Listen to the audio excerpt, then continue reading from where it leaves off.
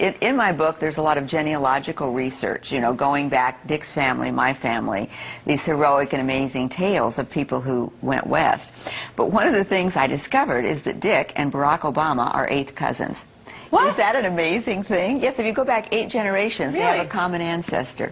These spiritual beings have been ruling this planet through very specific bloodlines, who long ago swore allegiance to these beings in exchange for wealth and power over the human race, in preparing the whole world for the ultimate spiritual deception these evil entities have planned. These bloodlines are literally able to be traced by genealogists all the way back to ancient Sumer and Babylonia, and these human familiars or pets of the demonic angels have worshipped Satan and his minions under many forms from the time of Sumer right up to our present day. So there were new beings planted in the garden. Primarily, they had been created to function as sources of food for the collection of gods that had been possessed by evil. Secondarily, they were to be used as physical vessels to be possessed by the gods. Once possessed, they would be used to carry out evil's plan to spread death and destruction on earth. Incest was practiced by ancient Egyptian royalty. Mothers married sons and brothers married sisters to keep the power and the money all in the family. Like their pharaonic ancestors, the British monarchy have a long history of incestuous inbreeding.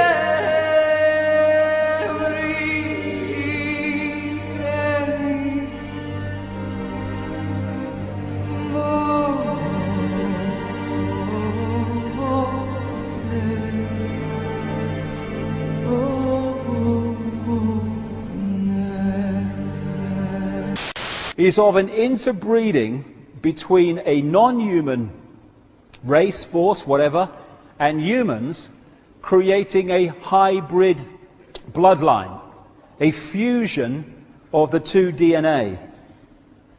Even in Genesis, we have one version of this, but you find this all over the world, in every culture. As the Bible says in Genesis, there were giants on the earth in those days, or in the earth as it puts it, and also after that, where the sons of God came in unto the daughters of men, and they bare children to them. And the same became mighty men which were of old, men of renown. These hybrid bloodlines, this interbreeding, produced the kings and queens and the elite royal families of the ancient world, where they claim their right, their genetic right to be the king or the queen or the leader because of their connection to the gods.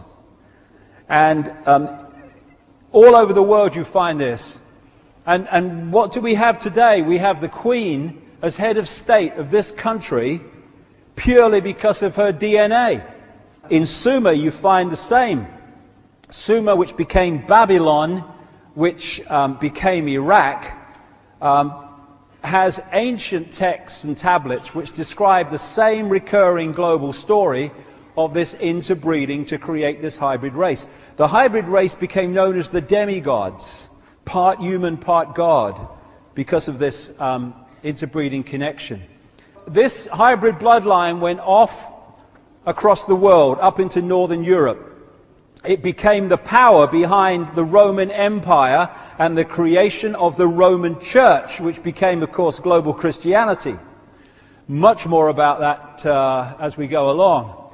And everywhere it went, it became the royal bloodline, the elite bloodline, the one that became the leaders and the kings and the queens, and also the people in charge behind the scenes. And it interbred with other such bloodlines in Northern Europe to become the royal families and aristocratic families of Europe. And so today, these hybrid bloodlines are known as the Illuminati, the illuminated ones, and they're the ones that control the transnational corporations, governments, the banking system, the whole shebang that dictates and controls the direction of society. Many of the United States presidents have blood relations with each other. The Bush lineage has blood ties to a great number of former presidents. George Washington, Millard Fillmore, Franklin Pierce, Abraham Lincoln, Ulysses Grant, Rutherford Hayes, James Garfield, Grover Cleveland, Teddy Roosevelt, William Taft, Calvin Coolidge, Herbert Hoover, Franklin Roosevelt, Richard Nixon, and Gerald Ford. Michael Tessarion points out in his work that Bush is closely related to every European monarch on and off the throne, and has kinship with every member of Britain's royal family. Bush's family tree can be documented as far back as the early 15th century. He has a direct descent from Henry III and from Henry VIII's sister Mary Tudor. He is also descended from Charles II of England. And we also find that George W. Bush is a direct descendant of Godfrey the Bullion. Godfrey was the first king of Jerusalem after he recaptured it from the Saracens, which was the name for the Islamic faith during the Middle Ages. It is interesting to note that the current occupation of the United States in the Middle East was re-established by the same family, George Bush Sr. in 1991, and again by George Bush Jr. in 2003. George Bush Jr. is then found to be a cousin to both opposing candidates of his 2 terms in office, Al Gore and John Kerry. Democratic President Barack Obama also has blood ties with George W. Bush, as well as Gerald Ford, Lyndon Johnson, Harry Truman, James Madison, and the British Prime Minister Sir Winston Churchill. On the opposing side of the 2008 presidential ballot, John McCain is descended from Robert the Bruce, King William I of Scotland, and also Godfrey the Bullion. Let me take you through this, branch by branch. The 101st Airborne Division, air assault.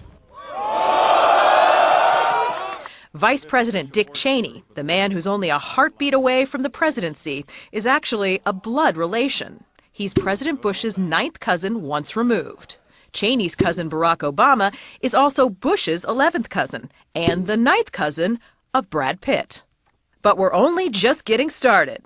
President Lincoln was President Bush's 7th cousin 5 times removed, and Bush shared more than just a ballot with John Kerry. That's right, they're 9th cousins twice removed. There's also royalty in the Bush bloodline. Princess Diana was Bush's 11th cousin twice removed. And then there's this bombshell. Happy birthday, Mr. President.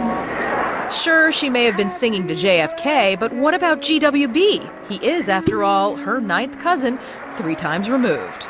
He's also related to Playboy founder Hugh Hefner, even Pocahontas, and Vlad the Impaler.